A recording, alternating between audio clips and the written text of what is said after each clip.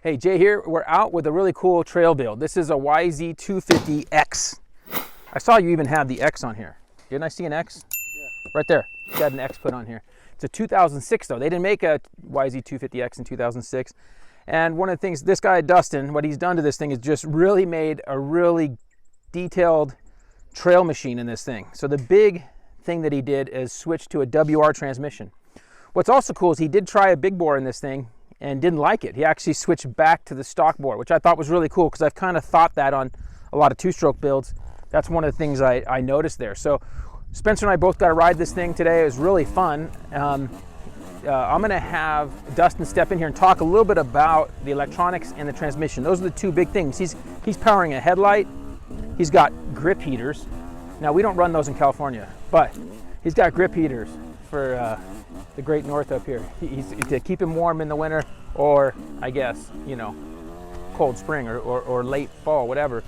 He's got grip heaters, which I've heard makes a huge difference. A lot of guys really like them. I've heard a lot of good things about. But I said, as soon as I saw a couple of these things, I'm like, well, how are you powering all that stuff? You know, and then I looked and I saw his stator. He's got a custom stator. So the suspension was really good in the bike. The bike was really good. You know, overall, I still like two strokes, so it was a really fun bike. But I'm going to bring him in and we're going to talk a little bit about some of those things right now.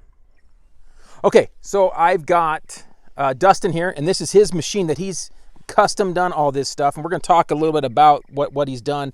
The first thing let's talk about the electronics and what you've done to make all this work. So I started with just a one-off, I guess, limited run, I guess I should call it, but it has a winding out of a Ducati. The guy that manufactured it is up in Oregon, Steve Hopkins. Did a good job. So I've done that, paired with a full wave rectifier out of a Trail Tech rectifier to get use of all that power. Got a lithium battery under the seat. And then a little box for the fuses. Yeah, box and fuses. And then what about this? The flywheel stock? The flywheel is stock. I did have a GYTR one on it before I did that. But for everything to fit, I had to go back to the stock one. Okay, so you couldn't have the heavy flywheel with all the extra stuff in there. But with the flywheel, the magnet's on the center, so it adds back the weight as well as a magnetic drag. And I thought it felt pretty good, tractable wise. It felt really good. Now, one of the biggest things I noticed today when we rode this thing, and this is what drew my attention to the bike right away that I didn't mention, is we had two YZ250s on this trip today. One of them, we had a really gnarly section, right?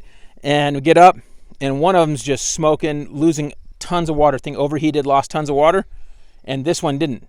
And Dustin's a tiny bit bigger than the other dude, and still wasn't smoking at the top. He said it was like 208, right? You looked at your gauge?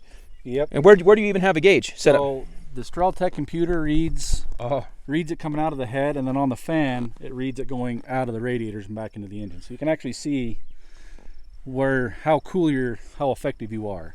So you can see how cool I am. Yeah. Okay. Yeah. So that was really impressive because with the fan on, he was able to keep this thing way cooler. You don't have a coolant catch can, right? I don't know. But with this thing with the fan on, he never overheated today, and we got into some gnarly stuff, and a few of the bikes did overheat. Even a few of the KTM two strokes did overheat. We had a few of that going on, right, Ricky?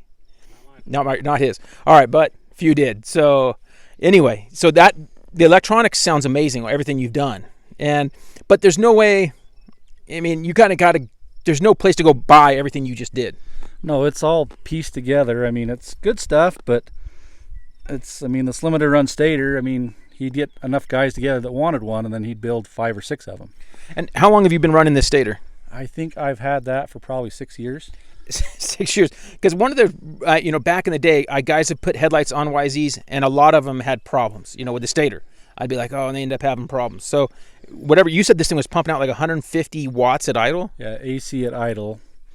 And then, of course, I'm DC, so I lose a little bit there, but it's got a lot of power. I don't know what all that means, but I think it's way more power than even our 300s make right now. So that's really good. Now, the next thing you did, which was cool, which was very cost-effective also, is you got a WR transmission out of WR426 a guy was parting out, which there should be plenty of those you could go find, and was able to basically put it in with just a tiny bit of machine work. Yeah, so where first gear sets against the left case housing on the drive shaft, it hits the front side of the case. So just the machine shop, like 40 or 50 bucks. Just barely had to cut it back a little bit. Yep, just very, very little. And otherwise it just dropped right in. He said he paid like $100 for the whole transmission.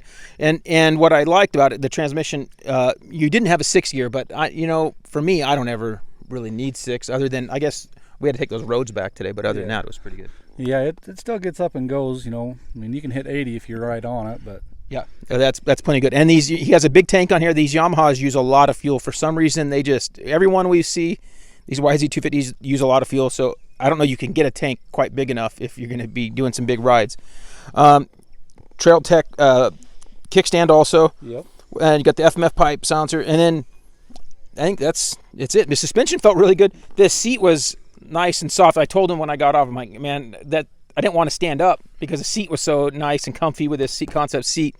I can see why a lot of guys dual sport with this thing. It's pretty comfy. Yeah. So really cool what you've been able to do to this thing, and that it makes enough power to power everything. And it's not like he just did it like a month ago and it's working. He's been doing it for a few years here. Yeah. I bought it new in 07. Was the first new bike I bought, first big bike, and I've had it ever since. And it's been kind of one piece at a time, and there's several different phases. The thing looks amazing. So it shows you if you have a bike for 13 years or something here. Yeah. That's a long time to have a bike, and I've been through like maybe 80 bikes in that time or something. I don't know, a lot. So, but it's pretty neat, that he can do this, and the thing is just everything's really nice, and comfy. So, we'll give you a little shot. I'll have of the inside here. Why don't you come in here, Spence?